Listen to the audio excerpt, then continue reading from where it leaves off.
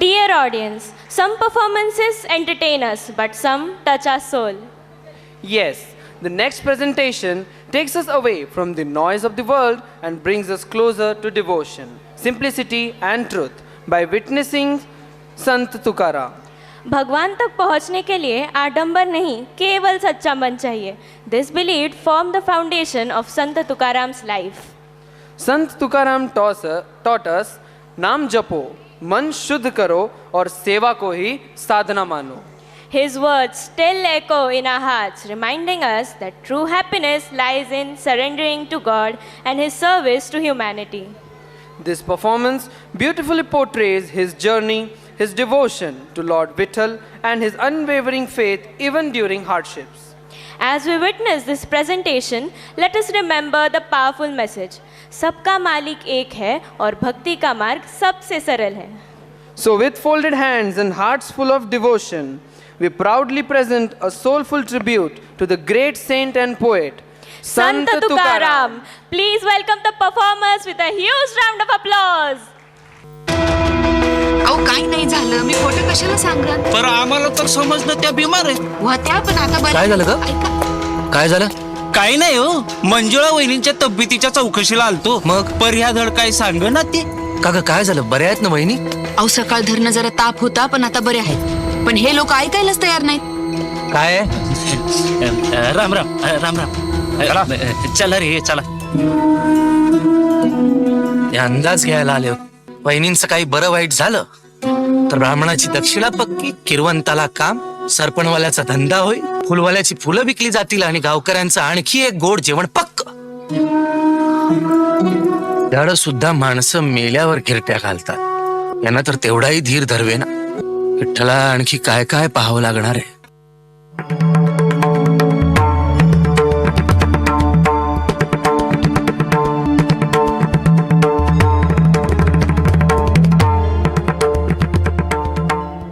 म्हणलं औंधा सारा मिळणार नाही. अहो मंडळी, तिकडं पुण्यात मोरारराव नावाच्या कुणा माथेफिरू विजापुरी सरदारानं अख्खं पुणे जाळून टाकल्याची खबर आहे. देशमुख तिकडे धावले मदतीला. हो, आता जगायचं कसं ते सांगा.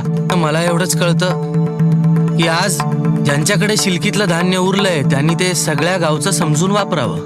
वार तुक्या कानाला गोड वाटलं. अरे पण समद्यांना उद्याची फिकीर आहे. कोण कशाला वाटावाटी करायला राजी होईल. तुक्याचं बरं आहे. नाही, बापानं रगड कमावून ठेवलंय.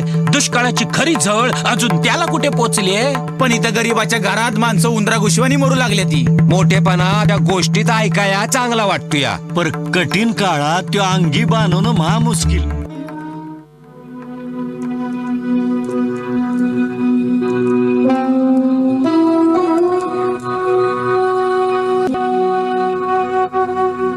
त्या दिवशी गोत्सभेत मी सगळ्यांना विनवून पाहिलं पण कोणी काहीच बोलेना. म्हणून स्वतः आधी पुढे होऊन आमच्या धान्याच्या कणग्या सगळ्यांसाठी खुल्या करतोय. तात्यांच्या गोष्टीतला मी कोणी दामाजी पंत नाही किंवा हे काही कुठल्या बादशहाचं कोठारही नाही. हे धान्य म्हणजे माझ्या वडिलांची पुण्य आहे, आमच्या कुटुंबाच्या भविष्यासाठी केलेली तरतूद. पण आपलं गाव हेच माझं कुटुंब म्हणून आपण सगळ्यांनी प्रत्येकाला जगण्यापुरतं हे सगळं धान्य वाटून घेऊया. लय उपकार होतील. देव तुझं कल्याण करो. तुका कान्हा,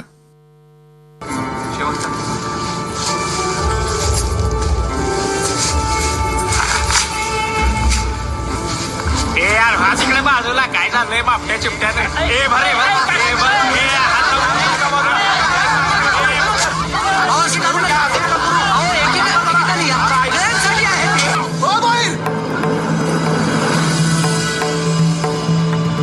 दादा, अरे कशामुळे केलंस रे सगळं? कुणासाठी केलंस?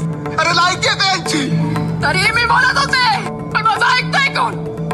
पुन्हा काय बोललं तर लहान तोंडी मोठा घास होतो. लोकांना वाटून पोट भरलं, तुमचं भरलं ना. लोकांची सोय झाली. पण हे यांचं काय? माझ्या पोराच्या भविष्याचं काय? विठ्ठला, लोकांना परमार्थ कळत नाही हे मी समजू शकतो, पण त्यांना स्वतःचं हितही कळू नये. निघालो होतो समान वाटे करायला. लोकांनी तर माझ्या भावनेच्याच ठिकऱ्या उडवून दिल्या. यंदाही पाऊस नाही आला तर.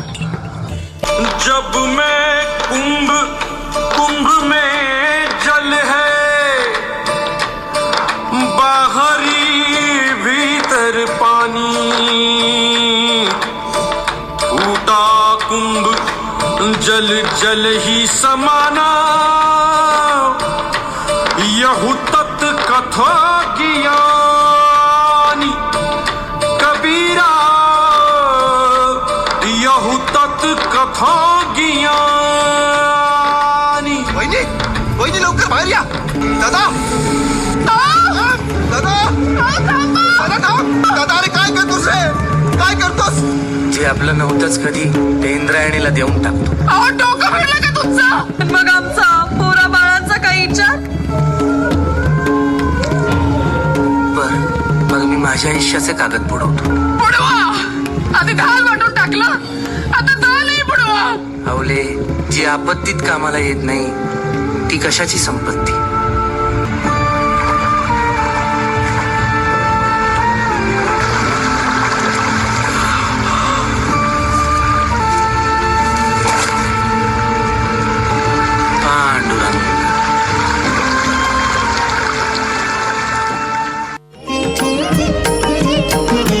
वृक्षवल्ली आम्हा सोयरी वनचरे. वृक्षवल्ली आम्हा सोयरी वनचरे. पक्षी सुस्वरे आळवीती. पक्षी सुस्वरे आळवीती.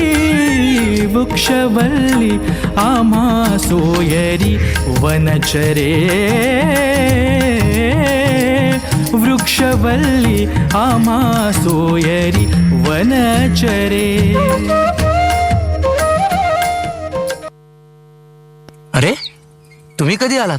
तू गात होतास तवाच. काय गोड गाणं आहे. आणि हे तू का म्हणे म्हणजे तू रचलंय वय, पण म्हणजे तू अभंग रचू शकतो? रचायचा अधिकार हाय आपल्याला. नामदेवांनी नव्हते रचले? अरे ते नामदेव महाराज होते, तू तुकाराम आंबिले हायस. आणि दादा तुला इथं एकटं नाही वाटलं? एकटं एवढे सगळे असताना? आणि मग गावात काय वाईट आहे? तिथं बी तुला जीव लावणारी माणसं आहेतच की. इथे बघ, जो या तळ्याकाठी बसला त्याचं हे तळ. पक्ष्यांची शीळ ज्यानं ऐकली त्याची ती शीळ. इतक्या छोट्या छोट्या आनंदाला मुकलो रे आपण. अरे पण आनंद देण्यासाठी देवानच निर्माण केलेले आणखी काही प्राणी आहेत. कोण रे? तुही बायको, माझी वहिनी आणि तुही पोर. वय दादा तू गेल्यापासून वहिनीनं घास नाही घेतला. अरे रे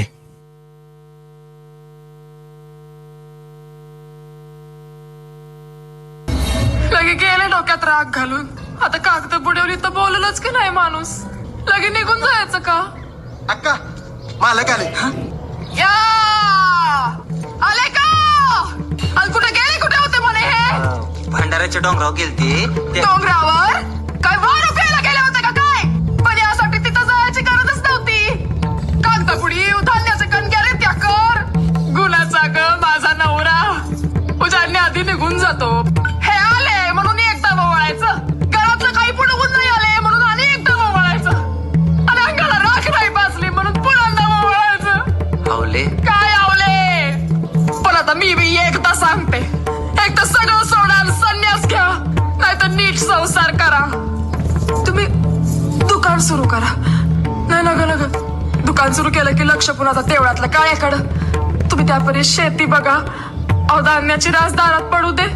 मग काय इट्टल करायचं ते करा. बर आवले चल धोंडी. कुठं? शेतावर नांगर घे चल. निघा म्हणलं की निघाले लगेच. तसं काय मी खाल्ल्या बघत जाऊ दे. मी बी उपाशी आहे. आवले आणि मेथीची भाजी कर. हा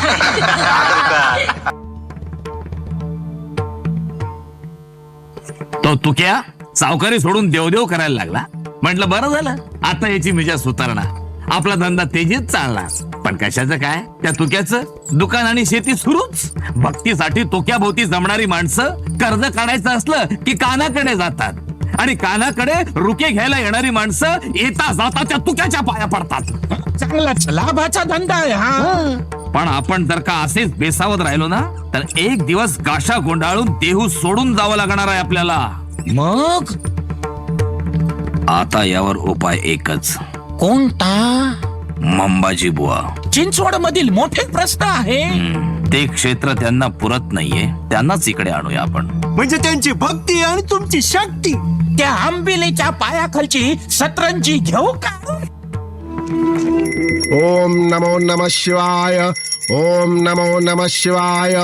ओम नमो नमः शिवाय. शुभम भवतु शुभम भवतु शुभम भवतु. हे तुकोबा कुणबी वाणी आहेत ते संतोबा तेली आहेत. कोण आहे रे तिकडे? ओम नमः शिवाय. बोला. आपलं बरंच नाव ऐकलं, म्हटलं भेटावं. तुकोबाने बी त्यांच्या देवळाचा जीर्णोद्धार केलाय. तुमचं देऊळ आहे? तिथे कीर्तनं होतात? हो लोक गर्दी करतात का कीर्तनासाठी?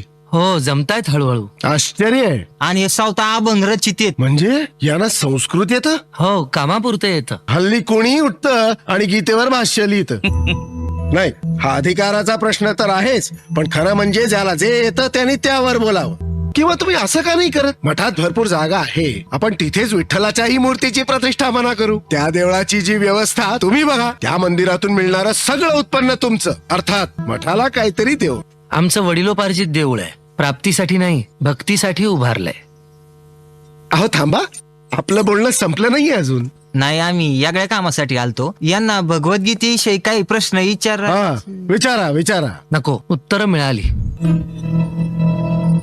मी म्हणालो होतो ना, आज तो तुक्या याचाच बंदोबस्त करायचा आहे.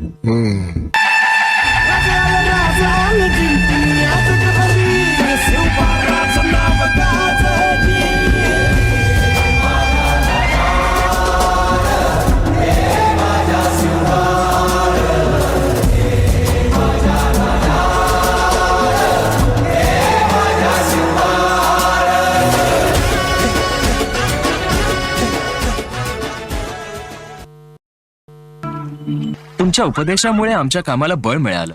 आमच्या पिताजींनीही राज्य स्थापनेचा यत्न केला होता, पण तो अपुरा ठरला. कारण त्यावेळेस रयतेची मानसिकताच गुलामगिरीची होती. पण तुम्ही संतांनी लोकांना आत्मभान दिलं. आपण असं म्हणताय हा आपला मोठेपणा. बक्षिसे आणि नजराणा देऊन दरबारात आपला सन्मान व्हावा अशी आऊसाहेबांची इच्छा आहे. आपण यायलाच हवं. राजे, आपण इतक्या मायेनं आणि प्रेमानं बोलवलं तर आम्ही आल्या वाचून राहू काय? आमचं कार्य वेगळं आहे. विठ्ठलाच्या भक्तिरसानं लोकांच्या मनात शांती निर्माण करणं, सह्याद्रीच्या दऱ्याखोऱ्यात हिंडून लक्ष्मणासारखे बहादर गडी निवडणं, हे तुमच्यापर्यंत पोहोचवणं हे आमचं काम. प्रजेचं संरक्षण करणं हे तुमचं काम. आपण आपापल्या ठिकाणी काम केलेलं बरं. आणि तुमच्या कार्याला आमच्यामुळे बळ मिळतं असं जे तुम्ही म्हणालात, तोच आमचा नजराणा. आणि राजे, तीच आमची बक्षिसी.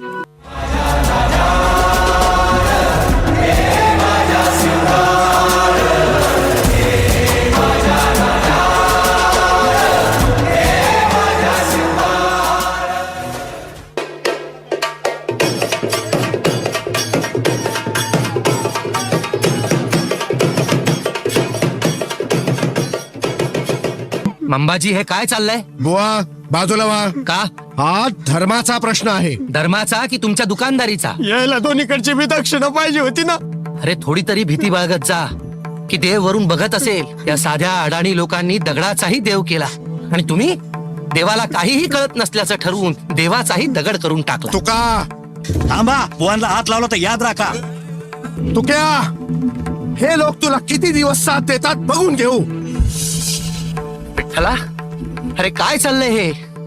लोकांना वाकवण्यात कसला आलाय धर्म? धर्मानं तर त्यांना उभं राहायला शिकवलं पाहिजे ना. तुला मान्य आहे असा धर्म?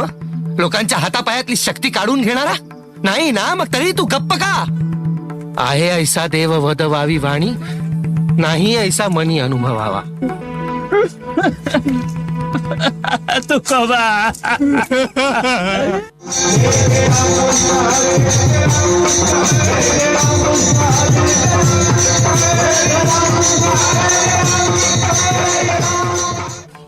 मऊ मेणाहुनी आम्ही विष्णुदास, कठीण वज्रास भेदू ऐसे. भले तरी देऊ ती लंगोटी, नाठाळाच्या काठी देऊ माथा. अरे, हे लोक आम्हा विष्णुदासांना दुबळे समजतात की काय? आता यांना वठणीवर आणावंच लागेल. पाया झाला नारू, तेथे बांधला कापुरू, तेथे बिबव्याचे काम, अधमासी तो अधम. हे हे हे संत, ऐसे संत झाले कळी, तोंडी तमाखूची नळी. स्नान संध्या बुडविली, पुढे भांग ओढविली. तुका म्हणे अवघे सोंग, तेथे कैचा पांडुरंग. बास, खूप झालं. धर्मपीठाचा आदेश घेऊन आलोय आम्ही. तुझ्या या वक्तव्यामुळे सगळ्या परंपरांविषयी लोकांच्या मनात संभ्रम निर्माण झालाय. आणि याविषयी उत्तर देण्यासाठी फाल्गुन वद्य 9मीला धर्मपीठासमोर हजर राहा.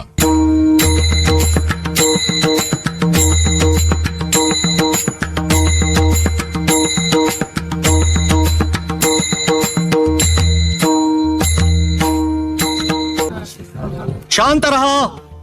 धर्मपीठाच्या कार्यास प्रारंभ होत आहे. श्रीयुत रामेश्वर भट्ट वाघोलीकर आणि मंबाजी बुवा गोसावी यांनी दिवाणात तक्रार दिलेली आहे. यावरून श्री तुकोबा पिता बोल्लोबा आंबिले यांनी जाती विशिष्ट विहित कर्माबद्दल आगळीक करून वर्णाश्रम धर्मास धक्का पोचवण्याचा गंभीर गुन्हा केलेला आहे. सदरील तुकोबा आंबिले यांनी जाती शूद्र असताना वेदांचा आशय प्रगट होईल असे लेखन केले आहे.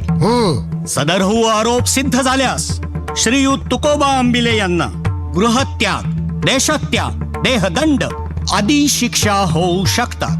शिक्षा सुनावण्यापूर्वी तुकाराम आंबिले यांना प्रतिवादाची संधी देण्यात येत आहे. धर्मपीठाचे अधिकारी आणि सज्जन हो, मुळात माझ्यावर झालेले आरोप हा गुन्हा आहे का हेच मला समजत नाही. वेदांचा आशय मी माझ्या काव्यातून प्रकट केला हे सत्यच आहे, परंतु तसं करण्यासाठी कुणाची परवानगी घ्यावी लागते हे मला ज्ञात नव्हतं. यात मी काही पाप केलं अशी माझी भावनाच नाही. वेदात उपनिषदात म्हटल्याप्रमाणे आपण सर्वजण जर एकाच ब्रह्मतत्वातून निर्माण झालेलो आहोत आणि शेवटी त्यातच विलय पावणार आहोत, तर मग हा भेदाभेद कशासाठी? कबीर म्हणतो, ब्राह्मण वेगळा असावा असं जर ईश्वराला वाटलं असतं तर त्यानं त्याला जानवं लिहून आणि मुंडन करूनच खाली नसतं का पाठवलं? कबीराचं नाव घेऊ नका. त्याला ना जात ना धर्म. रस्त्याच्या कडेला वाढलेली अनावर सावलात ती. मग ज्ञानदेवांचा दाखला देऊ नको. संन्याशाचं पोर ते. आश्चर्य आहे, तुम्ही त्यांच्या माता पित्यांना जलसमाधी घ्यायला लावलीत आणि तरीही त्यांच्यावरचा संन्यासाचं पोर हा भट्टा जात नाही. बर, मग पैठणचे एकनाथ महाराज नको. तुम्हाला वेद नको, अद्वैत तत्वज्ञान नको, वारकरी परंपरा नको, मग तुम्हाला हवाय तरी काय? ज्ञान मिळवण्याचा अधिकार प्रत्येकाला आहे. सर्वांना नाम संकीर्तन करण्याचा, परमेश्वराच्या जवळ जाण्याचा अधिकार आहेच.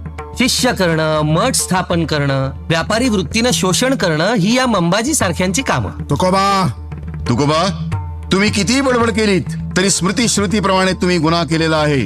सत्य मामनी नवे गबाळाचे धनी, देतो तीक्ष्ण उत्तरे पुढे व्हावयासी बरे. धर्मशास्त्राच्या आदेशाचा तू अपमान केलेला आहेस. या कायद्यावरही एक न्याय आहे, ईश्वरी न्याय. तुझा गुन्हा दुर्लक्ष करता येण्यासारखा नाही.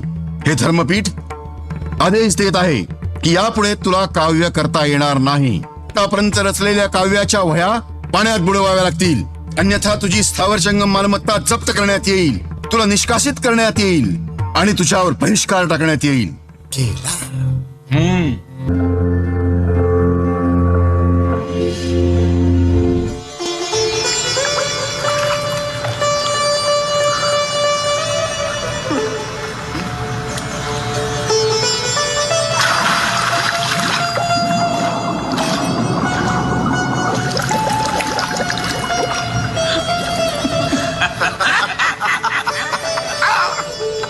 काय करताय?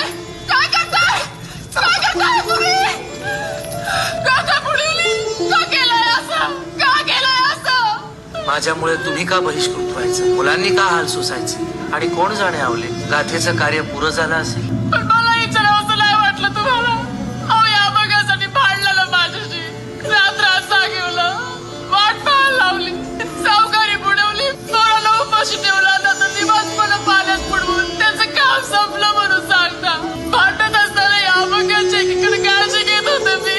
पाऊस आल्यावर पोराची डोकी झाकण्यात याची पानं ओली होऊ नये म्हणून धावत होते हो मी.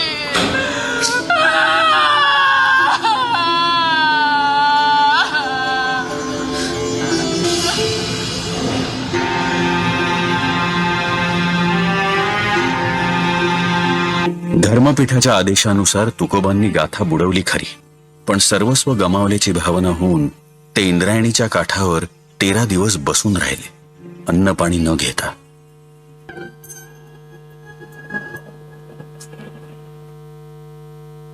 आम्हा घरी धन शब्दांचीच रत्ने, शब्दांचीच शस्त्रे यत्ने करू.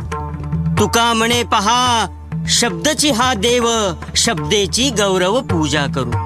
जे का रंजले गांजले त्यासी म्हणे जो आपुले, तोची साधू ओळखावा देव तेथेची जाणावा. लहानपण देगा देवा मुंगी साखरेचा रवा. ऐरावत रत्न थोर त्यासी अंकुशाचा मार.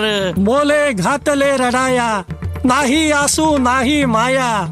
ऐसा भक्तिवेद काय रंग बेगडीचा न्यारा. पांडुरंग पांडुरंग. बोलावा विठ्ठल पहावा विठ्ठल करावा विठ्ठल जीव भावे.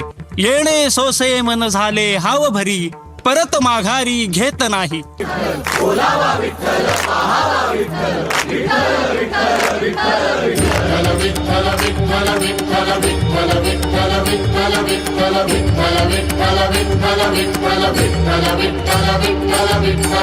जगण्याचा पाया चालण्याचे बळ.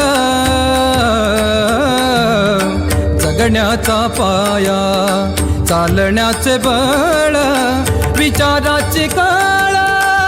तुकाराम तुकाराम. जगण्याचा पाया चालण्याचे बळ. जगण्याचा पाया.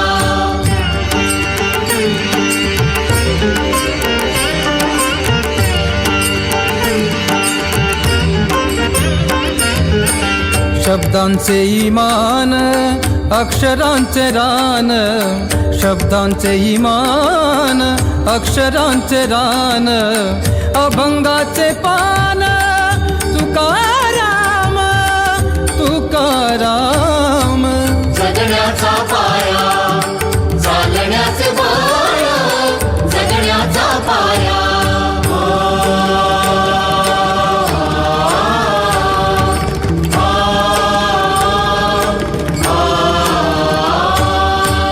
खोल पसरतो पुन्हा उगवतो. खोल पसरतो पुन्हा उगवतो. सांगून उरतो तुकाराम. सांगून उरतो तुकाराम.